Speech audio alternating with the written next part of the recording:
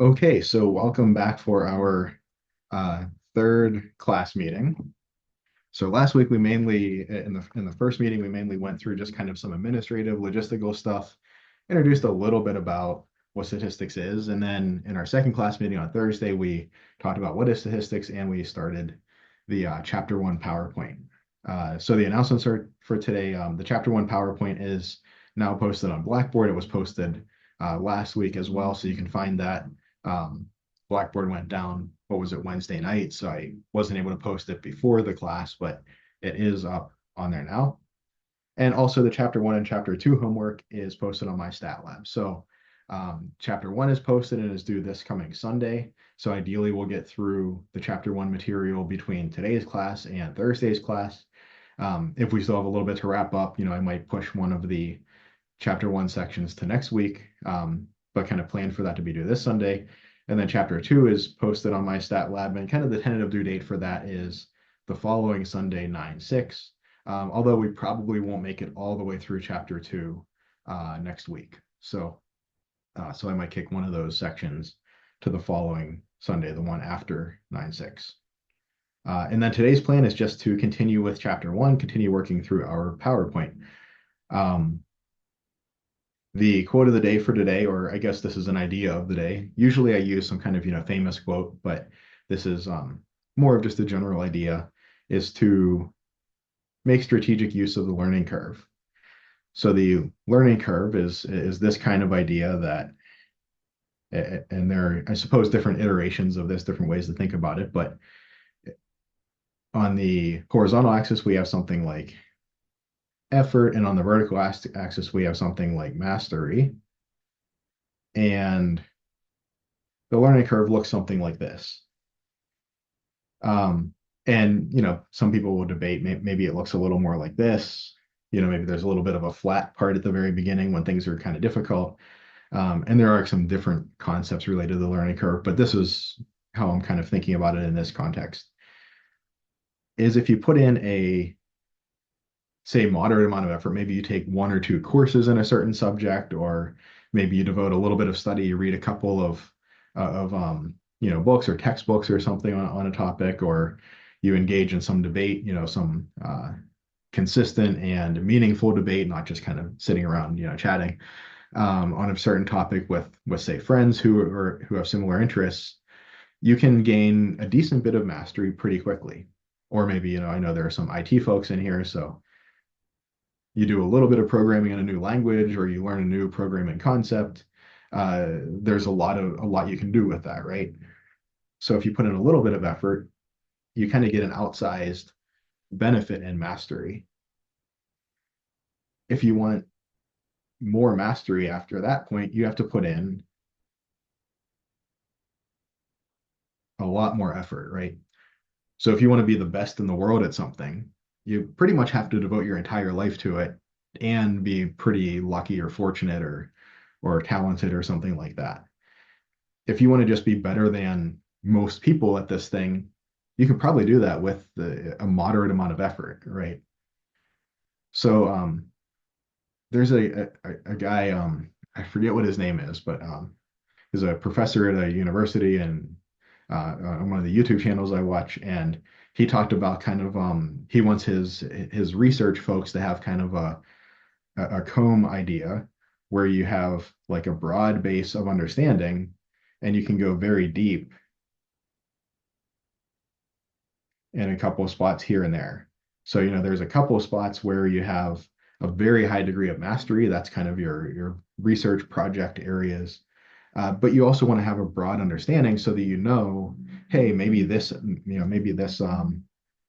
area here would be beneficial for my project. Maybe I can find somebody who, maybe their comb has a, a rung or whatever you want to call it there. Maybe I can bring them in, right? If I know enough about the other fields to know when that will be useful for me, that could be a beneficial thing.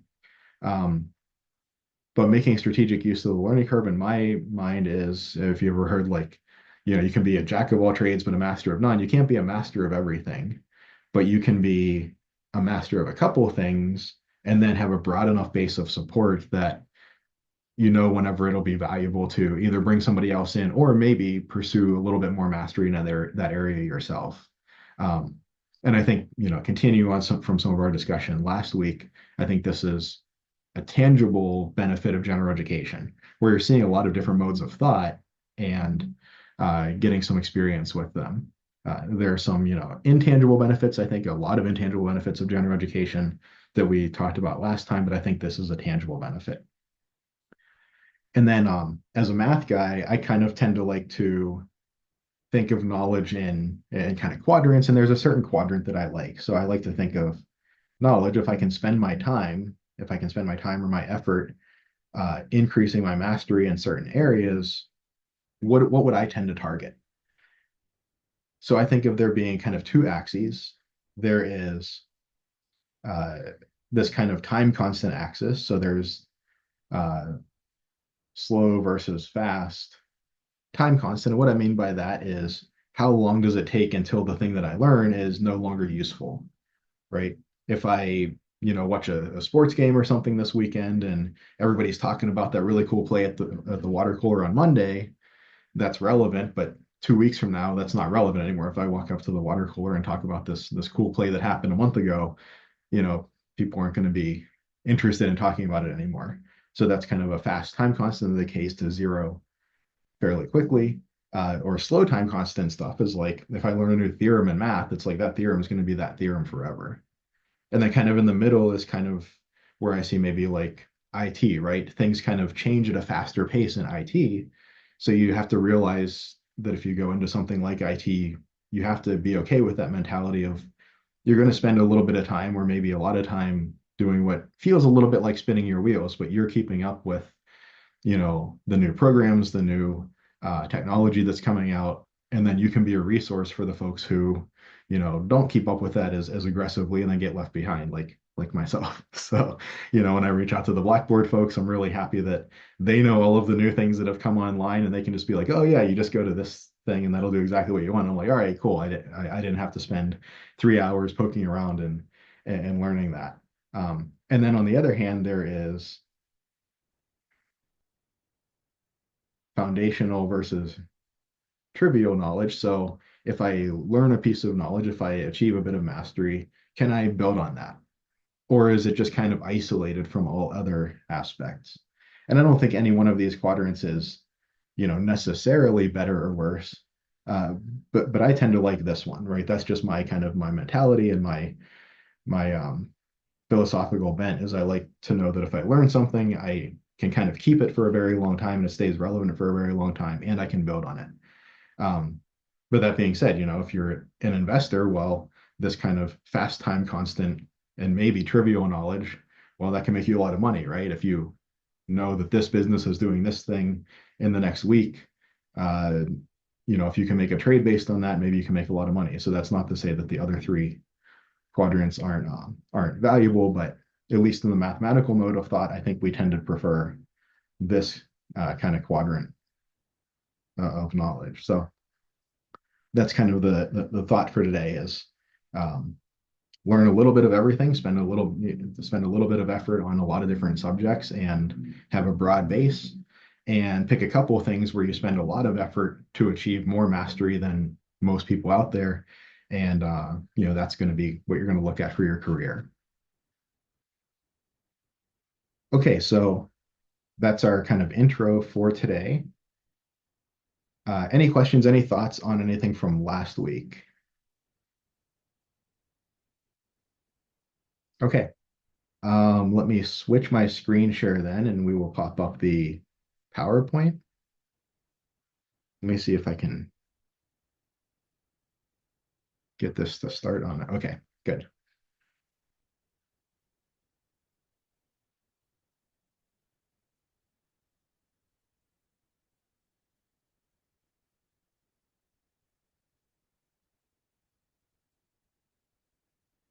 All right. So this is roughly where we left off last time. We're continuing with our discussion in chapter 1, starting to talk about variables and types of data.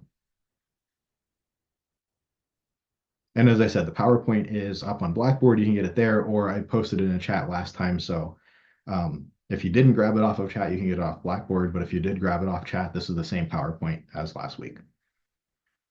And we talked about kind of starting to delineate variables. And we said that there were, I'm going to go a little quickly through this because we discussed this at length last time, but we said that there are some reasons that we want to do this. Maybe when we get to chapter 2 and start looking at graphical techniques for describing data, maybe knowing whether it's a qualitative or quantitative variable will help us to decide what graphical technique to use, or maybe in chapter 3, what numerical descriptive technique to use. And we said we have qualitative versus quantitative variables. And qualitative variables are variables that are kind of categorical in nature. There are different categories. Uh, so there's kind of, category A, category B, but there's not like a category A and a half. There's not like, you can uh, set up distinct categories and where there's not a natural ordering or ranking. Now, it should be said that when we say, is there a natural ordering or ranking, that's kind of relative to the question that we're asking, right? The research question we're asking. But, when we talk about these variables, we're kind of implying that, there's kind of a research question that is a natural one that we might think of.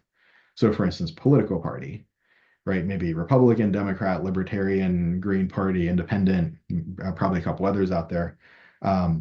If somebody's a Republican, they're not a Democrat, they're not an independent, they're not like halfway between Republican and Democrat. It's like what your voting card says is, R or D or I or whatever. And there's no natural ordering or ranking. We could list them in, say, alphabetical order just because we want a way to list them and keep them orderly. That's fine. But that's not inherent to any discussion of politics or voting or anything like that. Same with major, maybe accounting comes first and zoology comes last, but that doesn't mean that accounting is a better degree or anything like that than zoology. Name of a city, is a similar kind of idea. Zip code and something like social security number, these are a little tricky because they're numerical in nature. But certainly with social security number, it's kind of roughly speaking 9 randomly chosen digits. So it's really just kind of another way of referring to a person, the same way that you might refer to the person with their name, you could refer to them with their social number. So even though that's numerical in nature, it's really qualitative. It's this number means this person, this next number means this other person. And pretty similarly with zip code. Like kind of the ones are on the east side and the nines are on the west side of the country and so on. So there's a little bit of natural ordering there, but for the most of the time we use a zip code, we just think of it as kind of a numerically equivalent to a place name, Mount Washington or West Mifflin or something like that, being related to this or that zip code. Things like soda flavors, whether it's Pepsi, Coke, root beer, something like that. I suppose if you're at at one of those big fancy machines with all the buttons, you could do like a third of Pepsi and half a Coke and, a sixth of root beer or something if you really wanted to. So I don't know, maybe soda flavor is, but I'm kind of joking there. But most of the time we would think of soda flavor as a qualitative variable. So you kind of, it's Coke or it's Pepsi or it's root beer, but it's not like in between them or something like that. On the other side, we have quantitative variables. So I've listed a bunch here. These include some of the ones we talked about last time, some that we didn't talk about last time, but things like height, weight, speed, time, things like that. The physical quantities tend to be quantitative. The things that we want to measure in the physical world, we usually think of being quantitative. Things like number of students in a class, right? There's a natural ordering or ranking there. 3 students in a class is more students than, say, 2 students in a class. We talked about like attendance at a sports game or the outcome of a die roll. Die roll can be a little tricky, we mentioned, because, well, most of the time we roll a die, we're kind of in the context of maybe playing a board game, and maybe tells us something like how many spaces we can go, or like how much of a benefit we have. Like if we roll a high number, maybe we can attack stronger or something like that. So in that sense, a 6 really is like a bigger roll. You can move more spaces or more attacking points or something in a 1.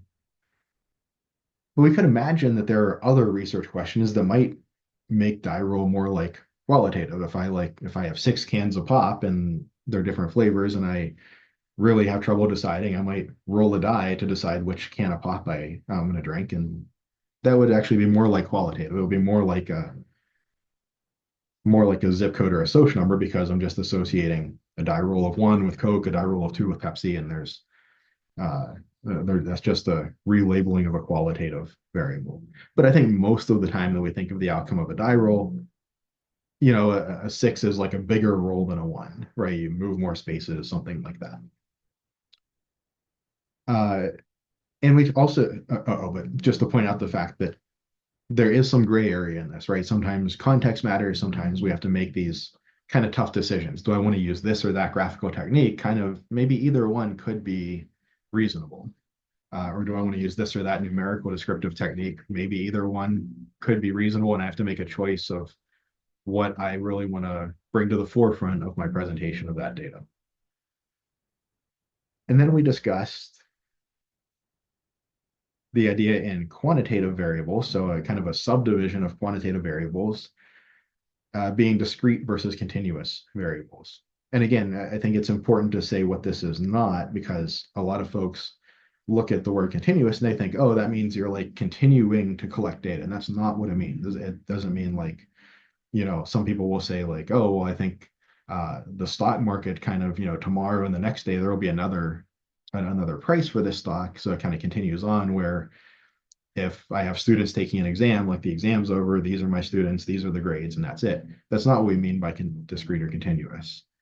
What we mean is, how do we measure these things, right? So if I consider something like height, if I say, okay, this person is 6 feet tall, or let's say this person is 60 inches tall, and this person is 61 inches tall, is there an allowable height? Is there an allowable value for the variable height between 60 and 61? Sure, 60 and a half or 60.1.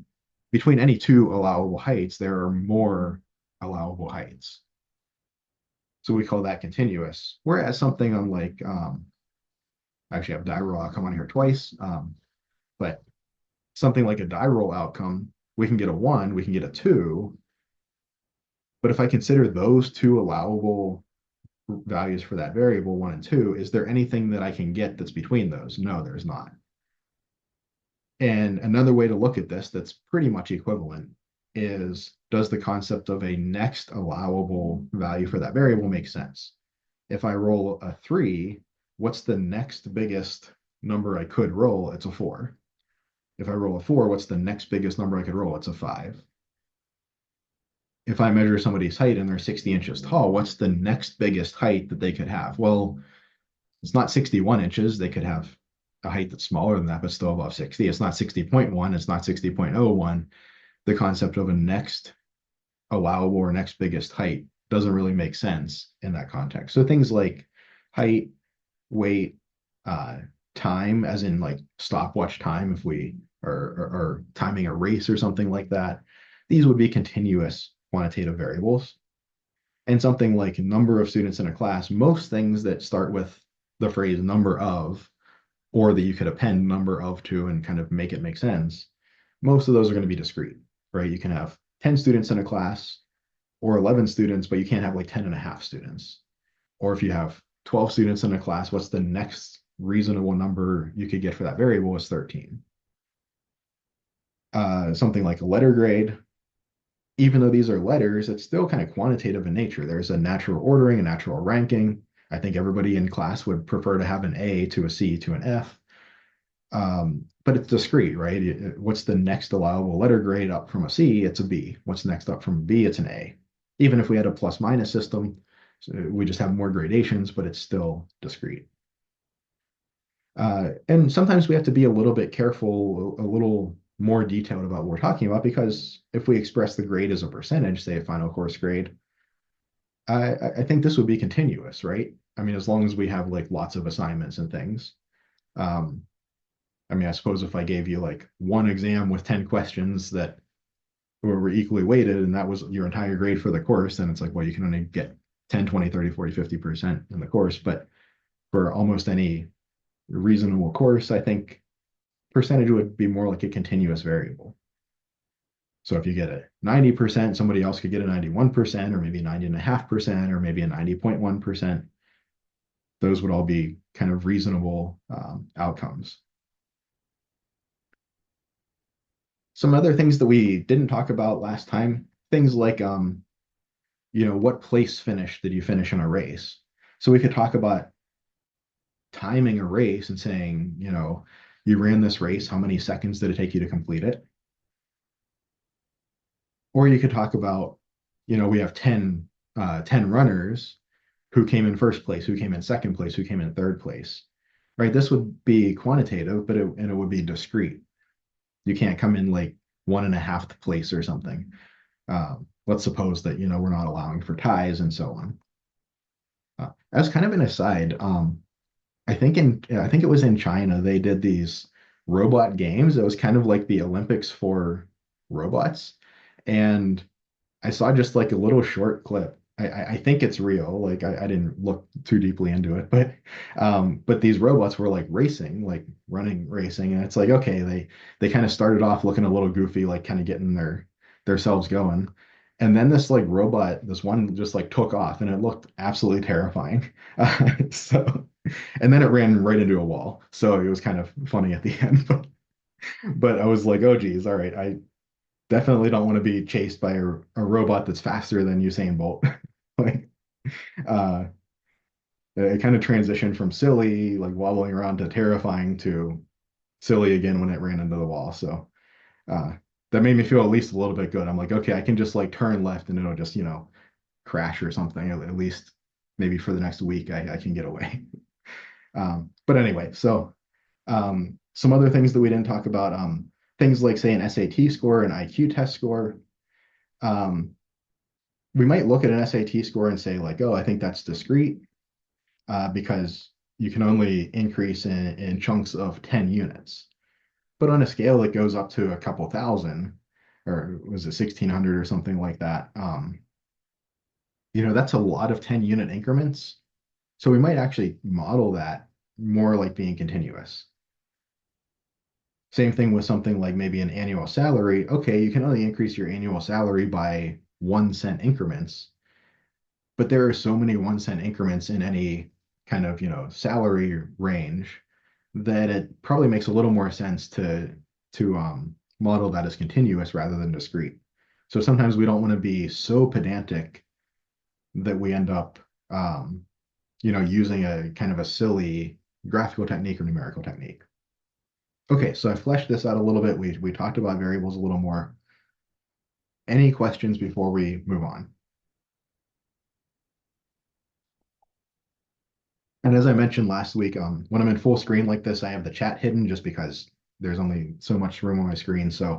Um, so if you have a question or something, speak up. I do see there are a couple of folks that posted in chat. Um, yeah, somebody said I can die can land on the side with 1/6 chance. Correct. Um, are discrete variables more like real numbers? Um, yeah, so any of the quantitative measurements are going to be, uh, I guess depends on what you mean by real numbers. So to a math person, the word real numbers means like the set that we call real numbers, as opposed to like imaginary numbers or fractions, things like that. So yes, these would all be real numbers. Some would be integers, some would be maybe fractions, some would be just kind of decimals that go on forever. Um, but they would all be real numbers in that sense. Um, I think that's what you're getting at, but if I misinterpreted that, you can um, unmute and kind of clarify. But yeah, these would all be in the quantitative sense. These would essentially be equivalent to real numbers. You might look at a grade like A, B, C, D, F. We could just as easily call this grading scale 5, 4, 3, 2, 1, right? We could say you got like 5 stars if you got an A, or 4 stars if you got a B, right?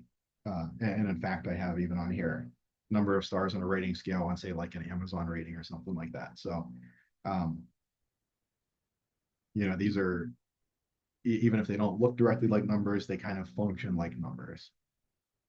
So I hope that answers your question. If it doesn't, you can feel free to clarify. Okay, so let's jump into measurement scales. Again, this might seem like we're just being super pedantic with all of this, but this actually does affect what types of modeling we do to different types of data.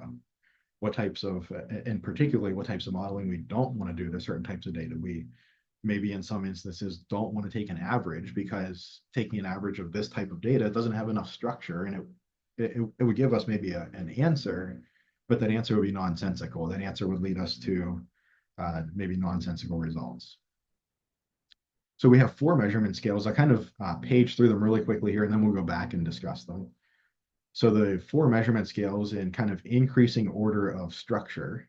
So nominal has the least structure. Then ordinal has a little more structure, structure being like what mathematical operations make sense to do on this type of data. And then we have interval, and ratio has, in a sense, the most structure, or at least the most structure of what we're discussing. Okay, so nominal classifies data into mutually exclusive categories with no natural ordering or ranking. That sounds a lot like qualitative variables. So your qualitative variables are going to give you nominal data. So things like, just as an easy example, soda flavor, right? I ask you, what's your favorite soda? And you say Coke. And I ask somebody else, what's your favorite soda? And they say Pepsi. And right, that's the kind of answer we're going to get from this kind of a question. That's the kind of data we're going to get. So that's an easy one. Roughly speaking, kind of everything in this list here is all of these variables. When we query somebody about any of these variables, we're going to get nominal data. It has no natural order and ranking. So things like we talked about last time, that if we have an ordering or ranking that's a natural ordering or ranking that's meaningful, maybe we want to respect that in a graph. If we draw a bar chart or a histogram or a column chart, whatever you would like to call it, maybe we want to make sure that the bars are kind of ordered with respect to that ordering so that it's a little easier for people to interpret, things like that, right? But here with nominal data, there's really no ordering or ranking, so we just kind of put them however we feel like. Okay, so ordinal, we're building a little more structure. It's still categorical in nature. It's still like, you're either here or there, but not in the middle kind of idea. However, now we have ranking. So we now say, there's a natural ordering or a natural ranking to the system. However, differences meaning subtraction here, the mathematical term difference, are not meaningful. So subtraction does not make sense on ordinal data, but we can order it. That's why it's called ordinal. We can put it in a meaningful order. So something like a letter grade is going to be ordinal data, right? Like, again, there's certainly a natural ordering here. I think everybody in here would rather have an A than an F. But like the difference between A and B versus the difference between C and F in the subtraction sense isn't necessarily a meaningful number. Maybe in some senses it can be, or maybe you can establish a little bit of meaning to it, but at least not directly. Or something like the place finish. Did somebody come in first place, second place, third place? You'd rather come in first place in a race than third place. At least I would think so. Or you'd rather get a gold medal than a bronze medal or no medal. But like first place minus second place, or if you think of like from first to second place, there's 1 place unit of difference, or second to third, there's 1 place unit of difference. But that might, first and second might have been a nose to nose finish, and third might have been way behind both of them. So this is probably ordinal data. So when we can establish an ordering or ranking that makes sense, but subtraction doesn't really make sense. Building up a little more structure. If we have interval data, we have ordering or ranking, so we can rank data. Meaningful differences do exist. So now subtraction makes sense. However, there's no meaningful zero. And this idea of having a no meaningful zero, I think, is maybe easiest to understand in the context of uh, the next measurement scale ratio, where there is a meaningful zero. So I'm going to kind of bring that up and talk about the difference between having or not having a meaningful zero. I think that's the easier way to understand this.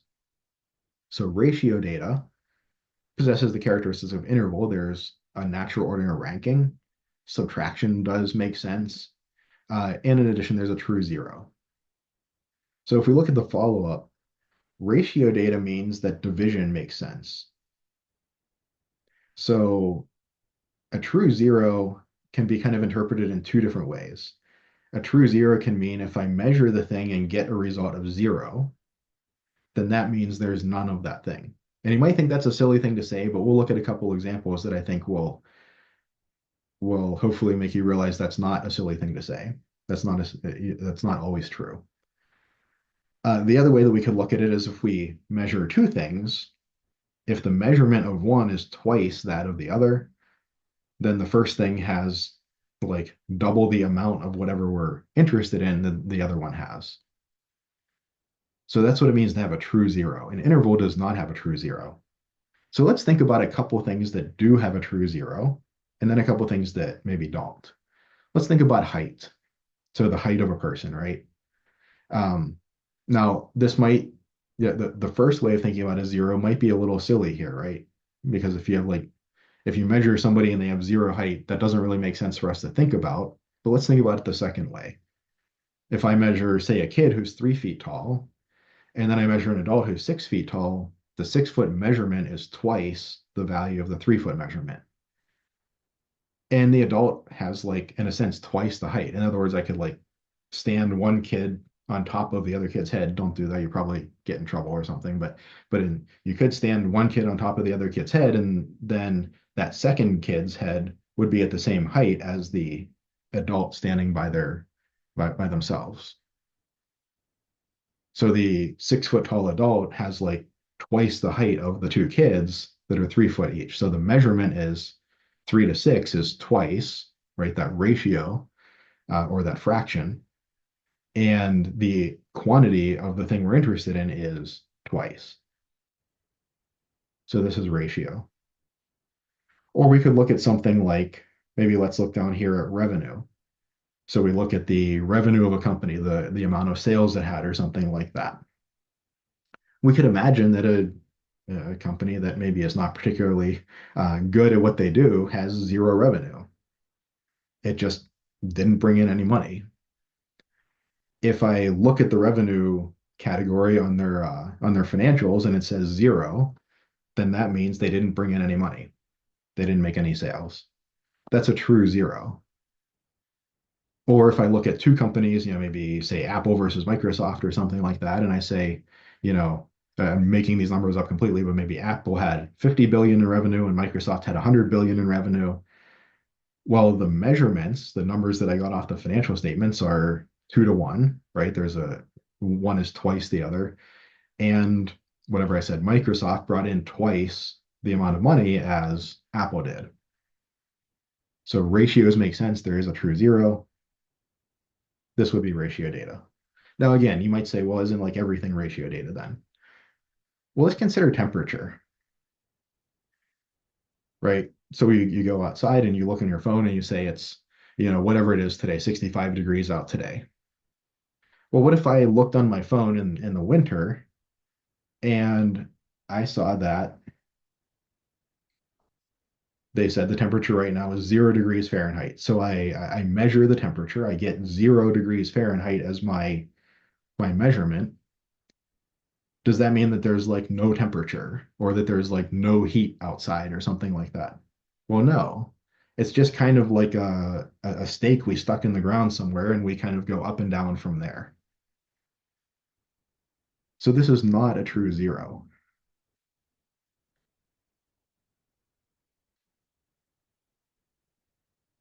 for say 0 degrees Fahrenheit. Or another way we could look at it is if I measure the temperature outside one day and it's 30 degrees Fahrenheit, and another day it's 60 degrees Fahrenheit, the second day, is it like twice as warm as it was the first day? I don't think we would say that, right? Um, maybe it feels that way to you at 30 to 60, but then if you go to say 50 to 100, that's probably not going to feel the same, right? 50 is going to feel cold and 100 is going to feel hot.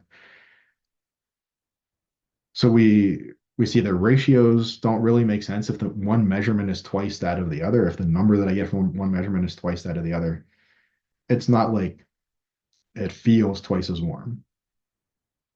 So temperature does not have a true zero.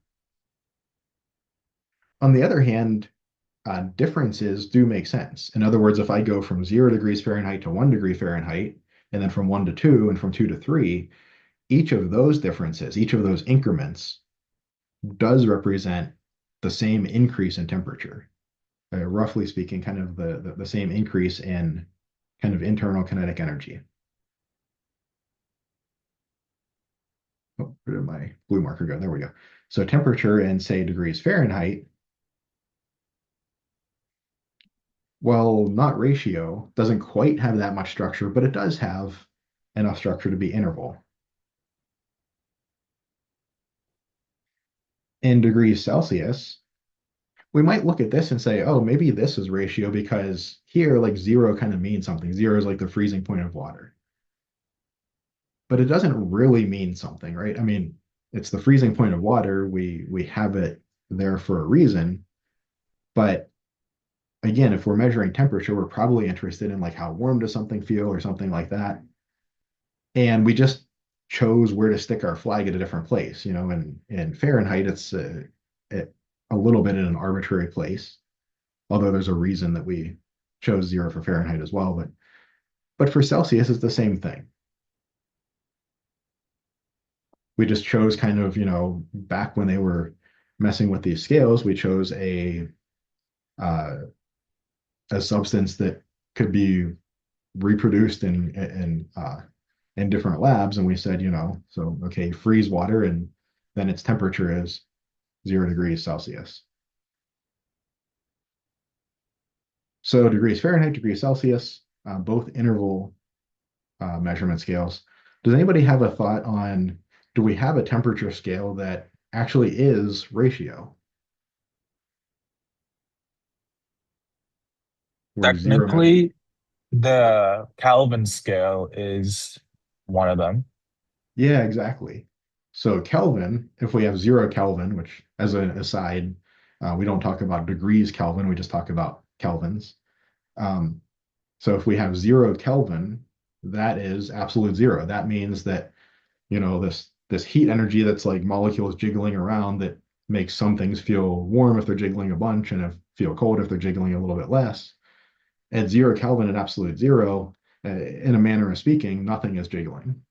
Uh, there's some quantum mechanical issues with saying things like that, but kind of roughly speaking, 0 Kelvin, there's like no heat energy. There's no internal heat energy. So this would be ratio. Or if I have one substance that's sitting at 100 Kelvin and another at 200 Kelvin, the 200 Kelvin has twice this kind of internal kinetic energy as the 100 Kelvin. So now you see why your chemistry folks and physics folks like using the Kelvin scale so much, um, because degrees Fahrenheit and degrees Celsius are, um, they don't have quite as much structure as Kelvin. We can put one number Kelvin divided by the other number Kelvin, and that's kind of a sensible thing to do, to say how energetic is one substance versus another. But we would not want to do that if they were denominated in degrees Fahrenheit or degrees Celsius or whatever. Even though degrees Celsius is kind of directly related to Kelvin, because of that shift, what is it, 273 point something degrees Celsius, like because of that shift, it's not ratio anymore. Will that mean that qualitative data can only ever be interval data? Uh, Sorry, can you say that again? Sorry. Does qualitative data, would that only be interval data? Oh, qualitative. So qualitative would be our nominal measurement scale. So there is no such thing as like an interval or a ratio type for it. Correct, correct. So for our qualitative variables over here, the data we get from those, again, like in most cases that were like kind of the natural questions we might ask about things related to these variables, there's no natural ordering or ranking. So we don't even have an ordering, let alone a question of like if one measures twice the other, is it twice as big? That kind of implies an ordering. But we can't even order, right? Like Republican, Democrat, Independent, like you can put them in any order you want, and it's kind of no more or less sensible, or like major degree or something like that. Or color of shirt that people are wearing, red, green, blue, yellow, whatever. Like there's not a natural ordering there. Now, if you were a physicist talking about, say, colors of light, well, maybe now all of a sudden color becomes quantitative because you're talking about maybe how much energy is in this light, and if it has a shorter wavelength, it has more energy, and so on. But again, for the uses that the vast majority of people would be interested in knowing the color of something, probably qualitative. So there's not even a natural way to order them or to rank them or to say that one thing has more color or something like that than something else. Um, so then we certainly can't start talking about, subtractions between colors like, red minus blue doesn't make any sense really, or oops, or ratios like, if I measure one shirt and it's red and I look at another shirt and it's blue, like red divided by blue doesn't really make sense.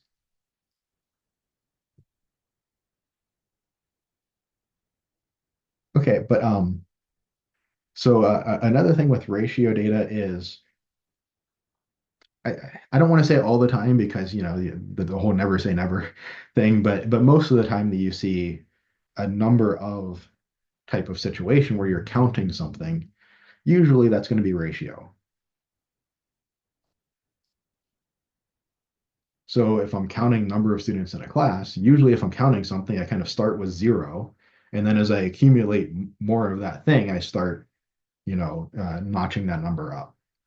Can I have zero students in a class? So I look in a classroom and I measure that there are zero students in there. There are actually no students in that classroom. If I look at two classrooms and one has 20 students and one has 10 students, there are twice as many students in the 20 classroom as there are in the 10 classroom. And again, like at face value, when I say these things, you say you're just saying the same thing twice. But remember, if we say that about temperature, it doesn't make any sense. So we have to be really careful with our vocabulary, right? If I say I measure the temperature outside and one day it's 30 Fahrenheit and the other day it's 60 Fahrenheit, it's not twice as warm on the 60 Fahrenheit day. There's not like twice as much temperature. Or if I go outside and measure 0 degrees Fahrenheit temperature, that doesn't mean there's no temperature. But that is something if we're counting number of students in a classroom, number of cars sold in a given month, number of individuals at a sporting event. Like if the stadium's empty, there are zero individuals there. I measure the number of people in that event. I measure a zero, there's nobody there. I look in a classroom, I measure that there are zero students in there. There are no students in the classroom. Nobody's in that classroom. Um, so typically your kind of number of um, types of variables are going to give you ratio data. Okay. Something I want to point out that's kind of interesting. Number of stars on a rating scale. I think this is the last one we'll do. So let's work our way up. We'll kind of start with nominal and then ask, does it have enough structure to make it to the next one? And what about the next one and so on? Okay, so number of stars on a rating scale, think like an Amazon rating for a book or a product or something like that. Well, certainly it's ordinal, right? Because it say 4 stars is a higher rating than 2 stars. More people think favorably about the product more strongly than a 2-star product. So there's certainly uh, enough structure here that it will be ordinal. So what about we almost might want to go interval and all the way up to ratio. We might say that, a 5-star product is twice as good as a 2.5-star product. But there are two things we have to look at here. One of them I think is a little more obvious, and one of them is actually a little less obvious. It kind of hides in the background. So the first question is, was it even interval? Is a 5-star to a 4-star product the same increase in quality or satisfaction or something as a 4 to a 3 or a 3 to a 2? And I think this depends on your interpretation, right? I guess the answer is I don't know.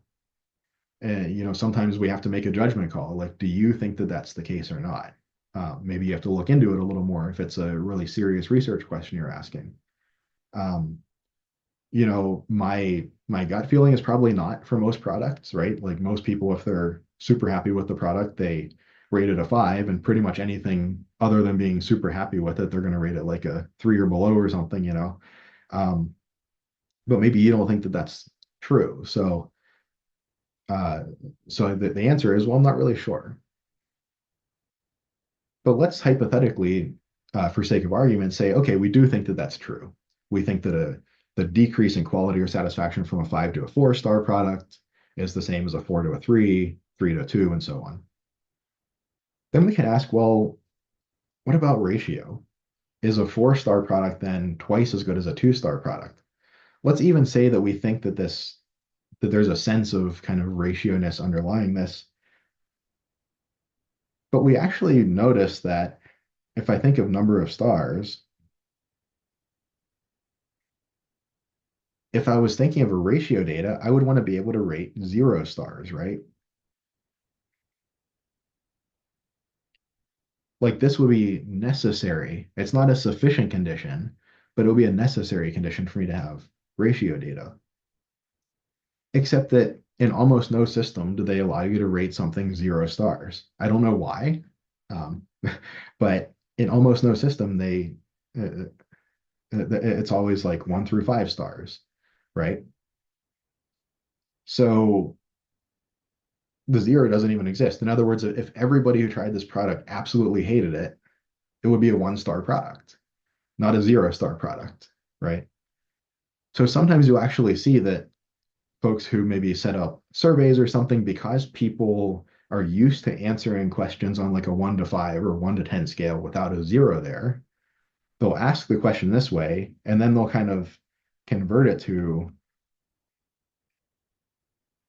0 through 4. So they'll just subtract 1 off everything. And now, kind of like, if you're extremely unhappy with the thing, the worst vote you can give is actually a 0. So kind of like a 3 to 5 is actually like a doubling of the numerical measurement.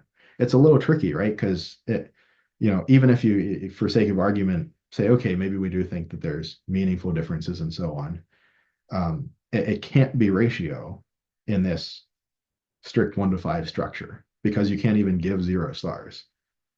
Um, so you will see this from time to time that people will put out a survey that's like 1 through 5, and then when they do the data analysis, they subtract 1 off everything to kind of bring that 1 down to a 0, so they can do the math a little more reasonably. Um, but the people can still kind of answer in a way that they're used to answering these kind of questions. All right, I think this is I think that's a good overview of this. We didn't hit every one of these, but are there any questions? Any thoughts? Any questions? Any questions about the different variables and what measurement scale is this variable or something? Okay, let's continue on then. As an aside, in this Chapter 1 PowerPoint, like uh, some slides will take us 10 minutes to get through a single slide, and sometimes we'll get through 5 slides in 10 minutes. So it's very much like a slide dependent pace. You'll be thinking we'll get to Chapter 2 in November or something at this rate, but there are some topics we really have to discuss in a little more depth, and some that we can kind of gloss over. Okay, as I mentioned last week, but I'll reiterate quickly, this is primarily a mathematics course. So we're typically going to, for most of the rest of the course, start from the scenario where we have a data set, and then we kind of move forward from there with descriptive statistics, with inferential statistics, or so on. We kind of start with the data set. But there's a whole other, area of statistics that's, well, how do you get that data set? How do you do it in a way that's reasonable and that's useful and that's representative and so on? So we'll talk a little bit about that here. That's not the main focus of this class, but just giving you a little bit of a flavor of some of the things that go into things like experimental design. So how can we collect data? Are some types of ways of collecting data here. Maybe a telephone survey if you ever had, the particularly around election time, you get bombarded with texts and spam calls and things like, who are you voting for? Or, that kind of thing. A mailed questionnaire. So something like maybe the census that comes out every 10 years, they mail a big thing to your house and you fill it out and send it back. Personal interview. If you don't send your census back, they send a person to your house to kind of ask you the questions. Um, Back when I was a kid, like in malls, they would have these like people who would just go around and like, if you were with your parent, they would say, hey, you have 10 minutes to answer a few questions, like marketing questions for us, and we'll like give you $5 or something. And it's like a, 9-year-old kid, you're like, oh, $5. Like that's, I could buy like anything I want with that. And so they'd, sit you in front of a computer and say like, which, which ad or whatever you do like more like the left side or the right side or something, and answer some of these questions and give that was the old school data collection method. And now they just say, you know, grab all of your information off of Facebook or TikTok or whatever. But a personal interview, something like that. Uh, we also have a couple others here, like surveying records. So you want to know about real estate prices, maybe get onto the real estate office and look up recent sales. Or maybe, these days, maybe you go to Zillow or Realtor.com or something and look up the values of recent sales. Or just observation, right? You want to know what people are wearing, what colors are trending or something this season. You just, go downtown during the day and, set up a chair in the corner and watch people as they walk by and check off what they're wearing. So the first three here are more active, more involvement. The last two are more passive. A more active strategy is going to get you data that's more kind of exactly what you want. You have a research question, you would really like to have data that's exactly like this to inform that research question or inform the answer to that research question. And you can get exactly the data you want, right? I want to know whether kids will prefer this or that, ad in a newspaper or whatever, a flyer. You can just ask the kids directly. The passive side of things, well, a lot of times you're kind of stuck with data that's not exactly what you want. You kind of have to make do, or you might have to make an extra inference, an extra logical leap in the argument for why this data should inform the answer to that question. On the other hand, uh, active data collection methods tend to be more costly in many ways in terms of time, in terms of actual just finances, just money, and so on. You can't, it might take you more of your personal time, or it might take you more time before you can get enough data to answer the question, where passive tends to be a little cheaper in all of those areas. And also in an active situation, you can actually, the kind of observer being there can influence the results. You can imagine if there's something that's a question that's a bit of a social faux pas kind of thing. People might be inclined to answer untruthfully because they don't want to like look like a jerk or something if they answer truthfully. Where if you're surveying a record, like say an electronic medical record or something, you might get a more honest answer if the person's like confiding in a doctor that they know is not gonna, you know, go and tell everybody what they told them. At least hopefully not. Okay. So in statistics, we have this really important idea called bias, and it means a certain thing in statistics. It means something a bit different than what it means in like kind of sociology and society and so on.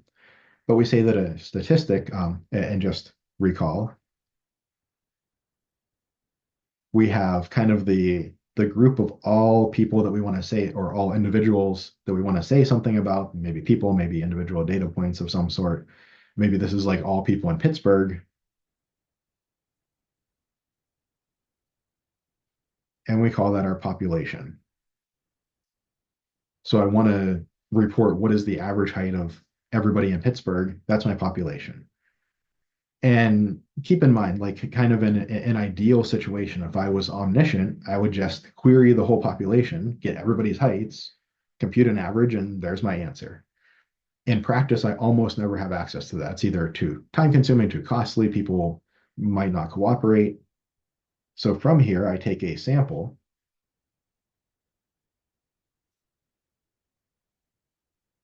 I maybe measure the heights of 100 people or 1,000 people in Pittsburgh, and I try to infer from that sample what I think the average height is for all people in Pittsburgh based on that subset of those people. And from the population, I glean parameters. So kind of the population average height of people in Pittsburgh would be a parameter. And from the sample, I get statistics. So when we use the word statistic, we're specifically meaning something that is calculated based on a sample data set that's taken from a population. So what does it mean for a statistic to be biased? What does it mean to take a sample, compute the average height of people in that sample? That's a statistic, and it ends up being biased. Well, if it's calculated in such a way that it's systematically different from its associated population parameter. So it's kind of a silly example, but imagine that, you were interested in heights of all people in Pittsburgh, but you went to a grade school and measured, 100 people's heights in a grade school. You're probably going to get a very, very much an underestimate of the true height of the people in Pittsburgh. That sample, that data set, was not representative. When you compute that average height, you're going to get lots more short folks because grade school kids tend to be much shorter than adults than would be in the population as a whole. On the other hand, if you went to a basketball game and measured, particularly, a basketball game, or let's say a basketball tournament where most of the people there are basketball players, measure heights there, well, maybe now you're going to get kind of systematically higher than expected average height from your sample. So that's what we mean by a statistic that's biased. There are kind of four basic sampling techniques to obtain unbiased samples. There's a lot of them, but again, we're not getting too deep into experimental design. But the most common one is just random sampling. In other words, I basically take every person in Pittsburgh, every member of the population, I assign them a distinct number, 1, 2, 3, 4, 5, and so on to 500,000 or something. I randomly draw 500 or 1,000 numbers from this 500,000 numbers, and those are the people that I query. Those are the people that I measure. There's also systematic sampling. So I might say, I measure every 10th person. So I measure person number 10 and 20 and 30 and 40 and so on. Stratified sampling, the idea of constructing strata is important. We have, this whole population, but maybe I say, okay, like, well, there are men and men and women tend to have pretty different height profiles. So maybe I stratify and I look at the kind of subpopulation of all men and the subpopulation of all women. Maybe I look at those two strata differently. We have one stratum or multiple strata. Or maybe I look at if I have a medical experiment, maybe I give these people 0 milligrams of the active ingredient of the drug, these people 10 milligrams, these people 20 milligrams. So I have three kind of strata, and I look at how they perform, either responding to treatment or what the side effect profile looks like, something like that. So that's what stratified sampling is. And then cluster sampling is, well, so I would construct my strata, and then within each stratum, I would randomly sample. And then cluster sampling is, something like imagine that we have hospital systems, large hospital systems in across the country. Maybe we have 200 large hospital systems across the country, like UPMC or something like that. And I want to get a handle on like what are the infection rates in hospital systems across the country. It's too cumbersome to evaluate them all, but maybe I say there are 200 large hospital systems. I'm going to randomly select five of those hospital systems, then sample basically that entire hospital system for each of those five. So it's a little bit like stratified sampling, except I'm making these kind of clusters, and then I kind of randomly choose the stratum and then uh, sample everybody in that stratum versus dividing it into different strata and within each stratum randomly sampling a small proportion of that stratum.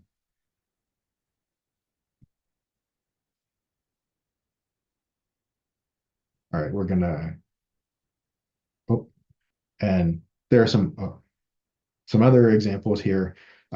If you're interested, you can take a look at this. But one thing I do want to mention is that the idea of a voluntary response sample and convenience sampling. So voluntary response sample is like if you've ever, clicked on a website to read an article or something, maybe in like the Post Gazette or whatever, and on the side it's like, whatever, do you think that this or that quarterback should start in Sunday's game? And well, pretty much the only people that are going to actually vote on that are either most of the time it's going to be people who are invested in that, so you're not really getting a representative sample, or maybe people that just want to see the answer, right? Because usually they won't show you what everybody else voted for until you make a choice. So these kind of samples are pretty that they have a lot of problems, and maybe the data shouldn't be really trusted. Um, but that also goes for things like, you know, if just a survey is sent out, maybe to all students, right? Like, uh, what are you thinking of enrolling in for spring or something like that? Well, again, only people who are really invested in that are going to take the time to fill out the survey. So these voluntary response samples, we want to be at the very least cautious of the data that we gain from them. Or convenience sample is that kind of observational sample, like just I'm going to sit on the corner downtown and just kind of look at the people walking by and note what color shirts or shoes or whatever they're wearing and kind of use that. Maybe if I'm a buyer for Macy's, I use that to decide what proportion of different clothing colors I want to buy. I want to buy a lot of the hot colors and not a lot of the colors that people aren't really wearing, because I don't want to be stuck with a whole lot of inventory or running out of inventory people want to buy. So again, those two sampling methods may be a little bit questionable on the data that you get from those. You want to be a little cautious. Okay, so a little more on experimental design. We'll talk about observational versus experimental studies. And again, we're kind of hitting the high points here. This isn't the main thrust of the course, and it doesn't really directly impact the main thrust of the course. So we're kind of going a little quickly through this. This isn't, you know, this isn't the kind of stuff that you want to spend hours and hours and hours studying on, researching on. Um, this is more just, hey, like we magically appear with this data set. This is kind of what goes on in the background, or some of the things that people are thinking about. Okay, so what's an observational study? As kind of the name suggests, it's where the researcher just observes what is happening or has happened. The researcher doesn't actively involve themselves in the process that creates the data. They just kind of observe. So that's like the person who sets up on the street corner and just writes down the color of clothes that people are wearing. They didn't, say like, you pick your favorite shirt to wear today to work. Um, Maybe this person is only wearing that color shirt. They hate that color, but it's all they had clean today or something. Or maybe they got dressed in the dark and you're like, oh man, I didn't mean to wear this color shirt, but whatever. Um, so that's what an observational study is. Maybe the benefit is that the experimenter is maybe a little bit less likely to influence the result accidentally themselves. Um, but maybe the cost is that it's a little harder to get exactly the data you want. An experimental study, on the other hand, is what we typically think of, for example, in like a medical study, where the researcher has some levers, so to speak, let's say roughly speaking, and they start pulling these levers and seeing what happens. So the researcher maybe gives somebody or gives a group of people a drug versus not giving another group a drug and sees if the folks who got the drug get better faster or at a higher rate or something than the folks who didn't get the drug.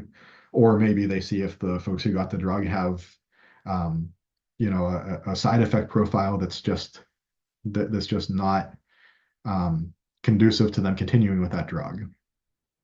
So that's an experimental study. We'll talk a little more about experimental studies because they're a little more complex. So the idea in an experimental study is that there's kind of this black box, this process where something is happening and we're not really sure what's happening. Going into it, we have an independent variable. This is very similar to mathematical nomenclature, right? As a little diversion, uh, pure mathematics, so things like think about an algebra course or something like that, is the logic is very tight, right? A implies B. If A happens, every single time B happens. Statistics is a little more fuzzy in the logic. It's like, I think if A happens, most of the time we'll see B kind of thing. It's the type of argument that we make in statistics. Um, so in something like an algebra, an independent variable is like the input into a function or an expression, and the dependent variable is the output. So here, the kind of thing doing something or transforming this is the black box, the experiment. So we put in an independent variable and we get out a dependent variable. As an example, this might be, say, like number milligrams of active ingredient of the drug. Somebody stubs their toe, or a whole bunch of people stub their toe. It's like a silly example, but say a bunch of people stub their toe, and you give half of them, or no Tylenol, and you give the other half, 2 pills of Tylenol or whatever, and you see if the people that got the 2 pills of Tylenol complain less about their toe being sore than the ones who didn't get any. So maybe the independent variable is whether we give them the Tylenol or not, or maybe the dosage, maybe 1 versus 2 versus 3 capsules. And the dependent variable would be maybe something like amount of pain. You know, 45 minutes later, you ask them again, hey, how much does your toe hurt? 1 to 10 or something. And, has the level of pain gone down a lot for the people who got higher doses of the drug and less for the people who got lower doses of the drug? Right. So, I mean, you can imagine much more complex examples here, but what's the black box? It's something like your body, your brain, all of the biological mechanisms that take this drug in, make it available to your cells, your neurons, and so on, and then they do something in response to that, and maybe you feel less pain as a result of it. Yep. And unfortunately, it would be super nice if everything in life, worked with mathematical precision, right? We want a lot of things to work that way, right? Like we're typing on a keyboard, we want to know every time I hit letter F, it's going to make a letter F on the screen. So we have some systems that work very much like that with essentially mathematical precision, but most of the interesting things we're interested in don't work so cleanly. So we have this idea of a confounding variable. This is a variable that influences the dependent variable. It kind of enters the system as like in some sense, like a different independent variable. So it influences the dependent variable like it was an independent variable, but it's not separated from the independent variable. It's not, and often we're not even aware of it. So if I'm thinking of I stub my toe, I take 2 capsules of aspirin or Tylenol, and then 45 minutes later my toe doesn't hurt as much. It might be because the Tylenol is working, but any thoughts on what else that might be? There's a certain name that pops up from time to time. Placebo. Yeah, exactly. Maybe this is, for example, the placebo effect. So this might be our confounding variable. So maybe just because I think that I took a pain medication maybe that makes me feel like I have less pain, right? Especially with things like psychological things, like how much pain do you feel, or maybe like how depressed are you? Well, if you feel like you're taking a medication or you're going to therapy and you're doing something to take control, maybe just the fact that you are doing something to take control is what's actually making you, feel a little better rather than the actual intervention helping. So the question is, how do we kind of sort out, if I do see that the group of folks who took the medication do better than the group of folks who didn't take the medication, maybe they feel their like reduction in pain is greater for the people who took the medication versus not. How do I know if that's because the actual medication is actually working as intended, or whether it's just that people are taking a pill and they feel like it was doing something, so they feel less pain. Um, and what we will often do is we'll set up two strata. So we'll take 100 people who stubbed their toe recently and or just now or whatever, and we'll set up a control group and an experimental group. I'll take these 100 people, I'll randomly assign them to one or the other. So maybe person number one is here, and two and three are here, and four, five, six, seven, eight, nine, 10, and so on. So I randomly assign them between these two groups. And of course, there's a million ways to set these up, and what I do is something like the control group. I'm not going to give them nothing to take because then they kind of know that they haven't taken any medication. But I'll give them like an inactive pill. And I'm actually going to try to make it as similar as I can to the pill that the people are taking with the active ingredients. So I'll try to use like the same capsule, the same coating, the same inactive ingredients, but it just won't have the actual Tylenol acetaminophen substance in it. And then these people will get, say, an active pill. Again, as close as I can, exactly the same pill, but with the Tylenol or acetaminophen substance in it. Now, if I see something like this, like average pain level goes from an 8 to a 6 in both cases, I look at this and say, well, if I was just myopically looking at the experimental group and I said, oh, 8 to a 6, hey, that it seems to work or something, maybe their toe is just getting better. I mean, stubbing your toe isn't the end of the world, but just kind of go with me on the example. If I just looked at the experimental group, I might say, hey, 2-point reduction in pain, like it seems like it's working. But the people who didn't take any active ingredient got the same reduction in pain. That's probably just the placebo effect. That's just them thinking that they took a medication, or maybe just the natural course of the toe, being less sad. It hurts less. Let me pick a different color here.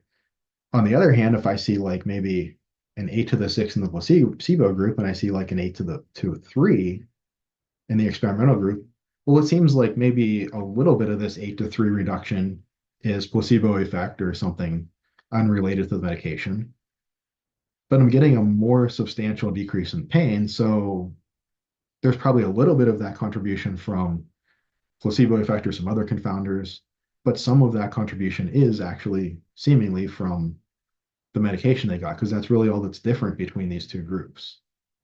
We sorted the people randomly, so it's not like the first 50 people got sorted here and the second 50 people there. We sorted them randomly.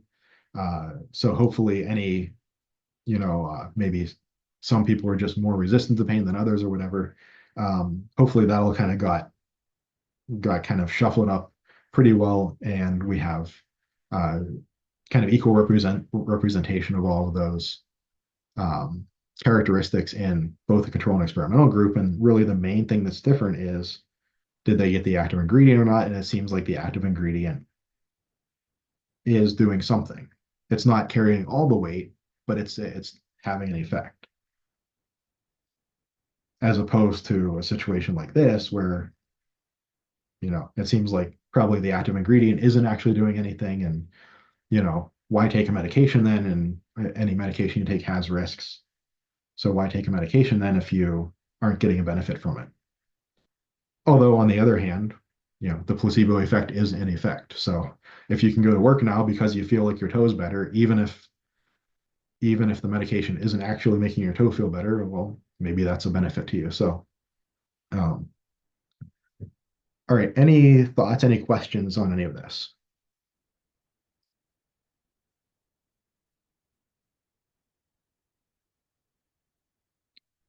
All right.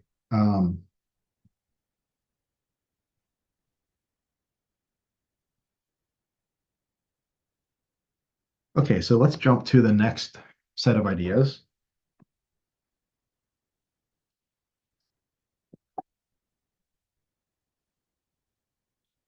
Okay, so let's talk about sampling error.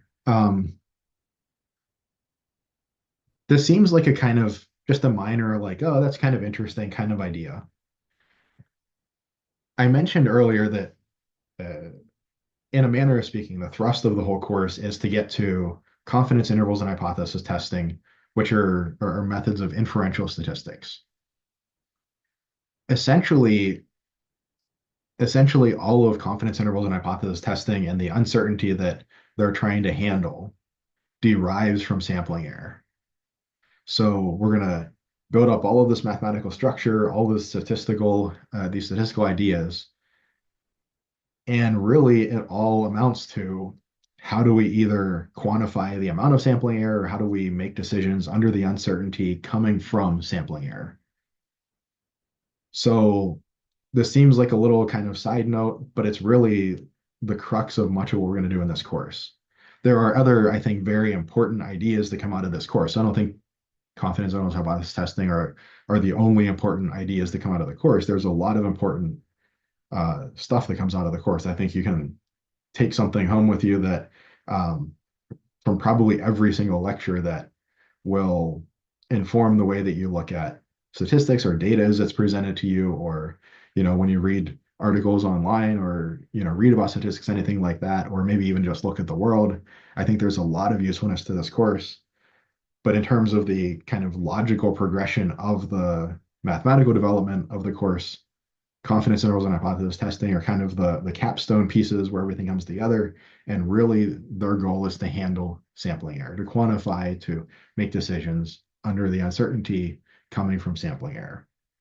So this is a much bigger topic than it might seem at the moment. Okay, so what is sampling error? It's the error encountered when we compute statistics. Remember, computing uh, statistics that are from samples, not the whole population, uh, instead of computing parameters. What I want is the average height of all people in Pittsburgh. I can't get that.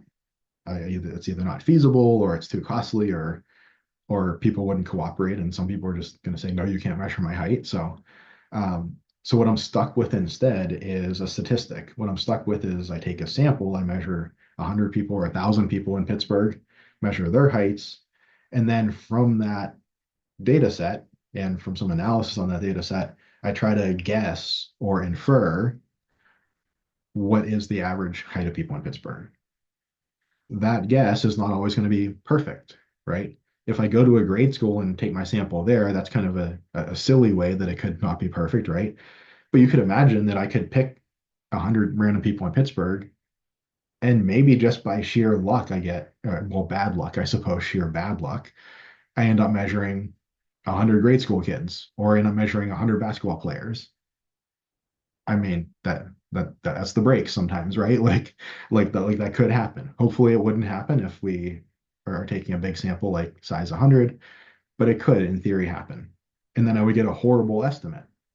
My guess for the average height of people in Pittsburgh would be not even close to correct. Now, if I set things up the right way, that might happen, but it should happen a very, very small proportion of the time, but it still might happen. So the sampling error is this difference. It's the differences in subtraction between the the sample statistic and the population parameter. That's the sampling error. It's that in the real world, essentially all the time I'm dealing with samples and statistics when I would rather be dealing with populations and parameters. And when I connect one back to the other, I could make an error. So that is kind of the crux of what we're going to be trying to handle with the mathematics is if I take a sample of size 100, compute an average height from that sample, and then say I think that the population parameter is that number, well, how confident am I in that? How confident am I that my estimate is really close versus far away, right?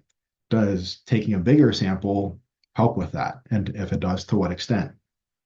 Do I get to, tighten my interval? Do I get to say I'm pretty sure that I'm closer? Do I get to increase my confidence level? So all of these things are kind of variables that come into play as we start discussing this later in the course. But that's the idea of sampling error.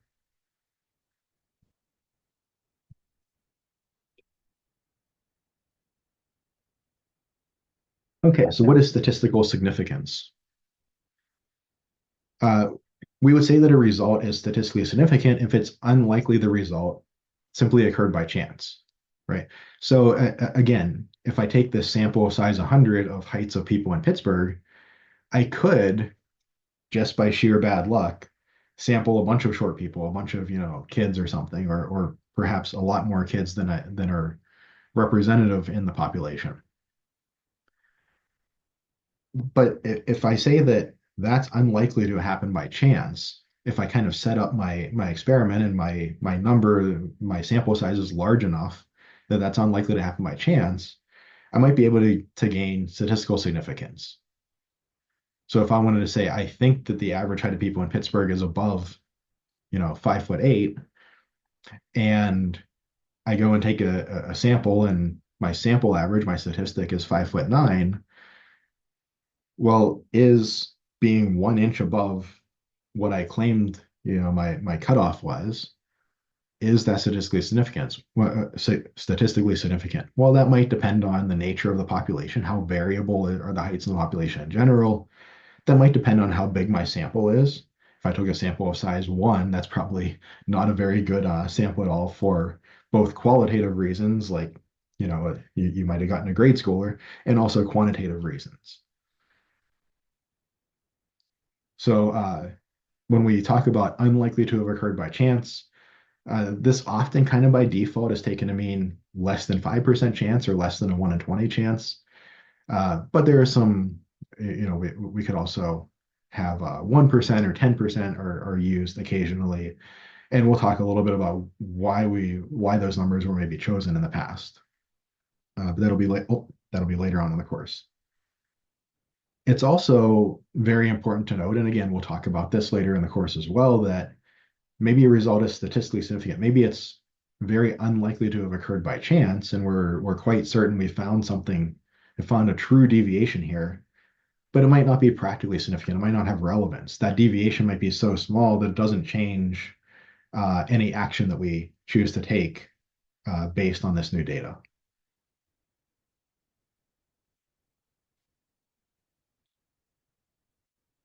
Okay, so another, as an aside, any questions on this these ideas of either sampling error or statistical significance? Again, we're not digging deep into these. We're going to leave that for later in the course, but just kind of looking at an overview of some of the topics and ideas we'll cover. Okay.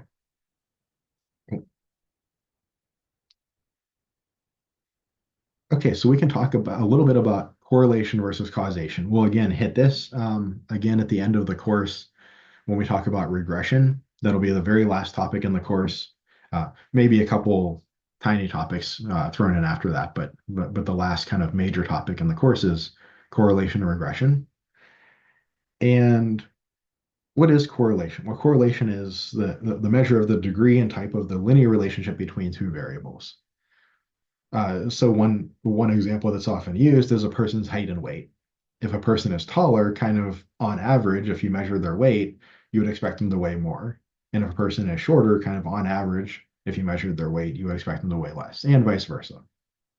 So that's a positive correlation. When you see a bigger value for one thing you're measuring for that same individual, you would expect to see a bigger value for the other one. And you could have a negative correlation as well, where there's kind of a trade-off between the two. It's very important, though, that correlation does not imply causation. This is one of those fallacies that pops up quite often. Um, there's a really funny video uh, of a guy. He's like standing on the side of the road, and it's very windy, and you can hear the wind blowing in his camera or his phone or whatever that he's recording with. And in the background, there's one of those big wind turbines, right? That uh, so like we know that the wind hits it, it spins it, and it makes electricity. And he's got his phone up and he's saying, "This is ridiculous. Why are we spending so much energy and power and engineering and so on building these big fans to blow all of this wind? Like we have this huge fan, it's unsightly, it takes a lot of energy, and it's making all of this wind, right? And the wind is annoying, and I can't record because of the wind and all that, right? So like obviously he's at least I hope he's making this as a joke, as satire, um, but that's flipping the causation, right? He's saying that the fan is causing the wind, but really it's the wind that's causing the fan blades to blow or to rotate. So in that case, it's kind of silly, but it can be much more insidious in other cases where it's where the relationships are not so clear or so obvious. You can see that two things are related and think, oh, well, it's obvious that A causes B, but causation is much more difficult to tease out than correlation. We can show the two things are related much more easily than we can argue exactly what the causative nature is between those two things. Okay, any questions so far?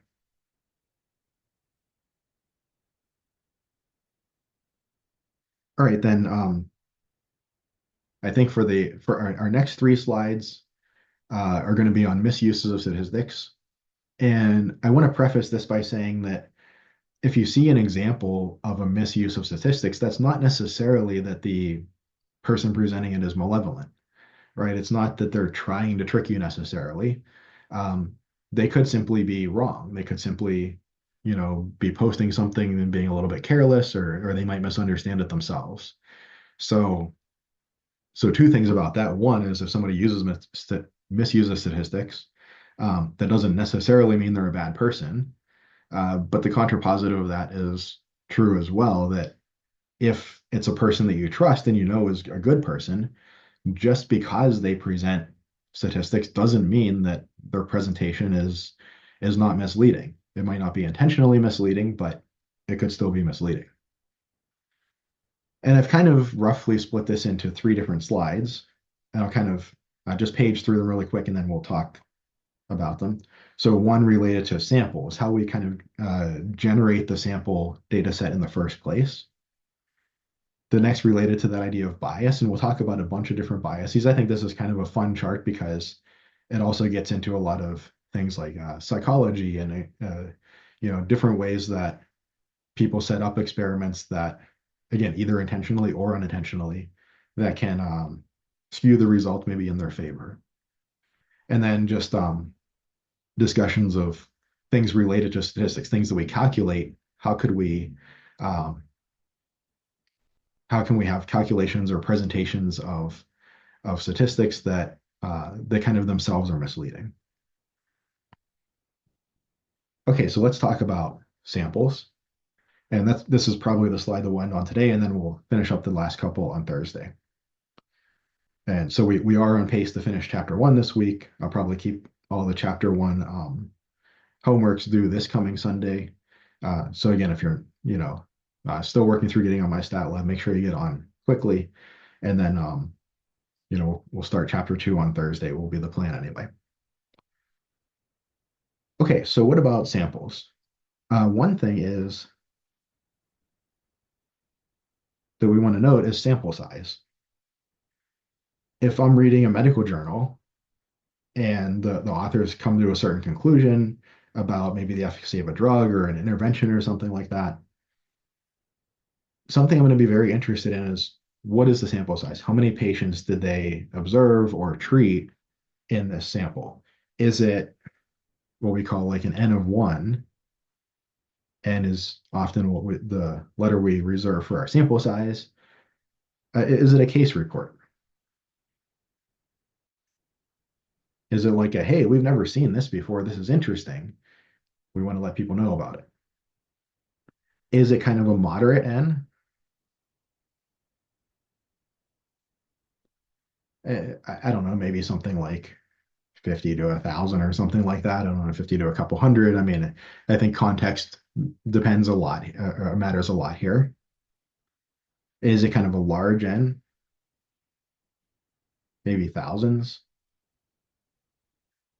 You'll see these a lot of times with when they mine electronic medical records, right? So they might go through the whole EMR of UPMC, done in, of course, like a confidential and anonymized way and all that, and say like, okay, like find me all the people who have heart disease in the reported in their chart, and then what proportion of them also have diabetes or something like that, right? Well, they're mining, I don't know, 1 million people who are in the UPMC EMR, so you can have thousands or tens of thousands of results coming from that. Um, so there are some things to say in both directions here.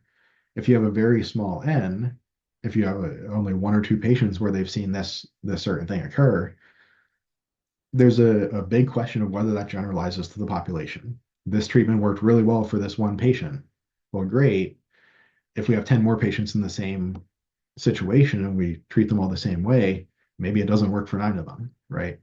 Or maybe it does. It's just very hard to generalize.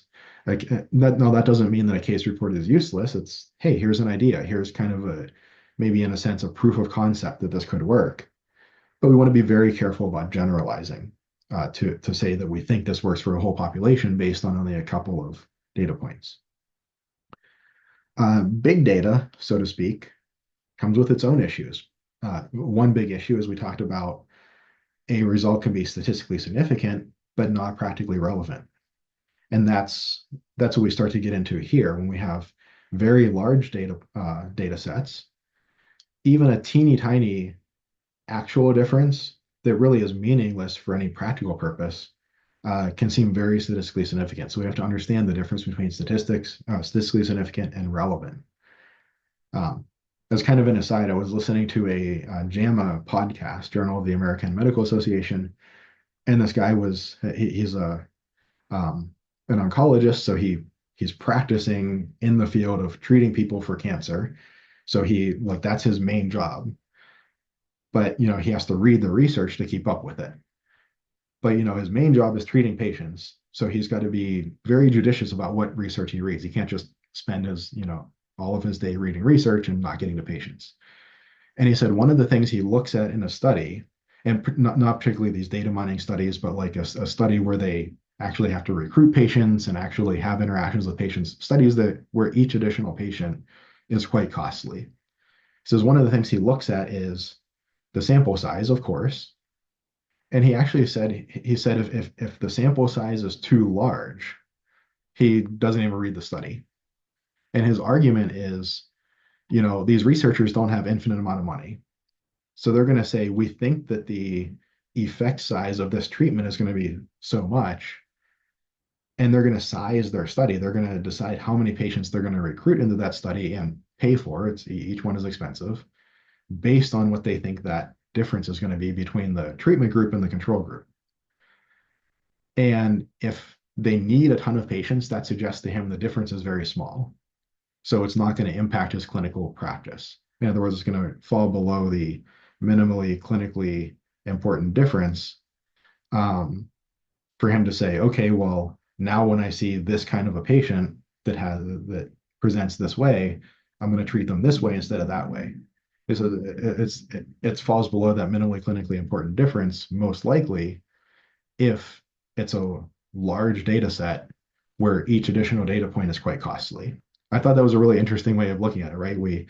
We're kind of ingrained to think that more data is better, but his point is when more data is costly, they're paying that price for a very specific reason, and it's because they don't think that they have much of a difference that they're going to be able to show in the treatment. So I thought that was kind of an interesting point on the other side of the sample size argument. So we have to be cognizant of sample size, and that's not to say that we look at it and say, oh, big sample size, it's good. There are different caveats and different cautions at all levels. And then the next two, faulty survey questions or data collection methods. So just kind of an example of this, often when these big pollsters like Gallup polls or Rasmussen polls, when they do political polling, when they say, hey, are you going to vote for candidate A or candidate B, they'll randomize the order that they present the candidates to different people. So for some people, they'll say, are you going to vote for candidate A or candidate B? Or if it's a list on a screen, it'll, have candidate A first, then candidate B for maybe half the people, and the other half of people will see B or A uh, as an attempt to, if people who are indifferent maybe have a tendency to choose the first one, they're hoping that randomization, um, kind of puts as many people on one side as the other side and doesn't influence the result. But clearly we could, make leading survey questions that get you the answer that you would like to have or something like that, right? And then also just flat out input errors, right? If you have a data set, let's say average or let's say heights of people in Pittsburgh that we want to use to compute the average height, and we have 100 of them, and you know almost all of them are between say 5 feet tall and 6'2" or something, and somebody is like 7 foot 1 inch. It's like, well, was that an input error? Was that supposed to be 6 foot 1 inch and somebody just hit the wrong number? If so, that data point is going to have a large influence on the average, and that's going to be, it's going to move that average quite a bit. So if there was a mistake, we would like to get rid of it because it's going to be probably a substantive mistake in our end result. But on the other hand, if it's actually there, that's a really important data point because that's, seeing something in the tail that if it's actually there is going to be highly relevant. So how do you handle input errors? If you see something that looks out of the ordinary, on one hand, if that's a real data point, you really want to keep it in because it's a very important data point. And on the other hand, if it's not a real data point, you really don't want to keep it in because it's going to throw everything off. But it's important to kind of realize that. And there are some fields where the tendency is if I gather a bunch of data and one data point looks awry, I just assume that it's a mistake and then get rid of it. And it's like, well, I mean, I guess you can do that, but there's a risk in either direction, right? Okay, so when we come back next time, we'll talk about these different types of bias, and we'll move on from there. Let me stop the recording.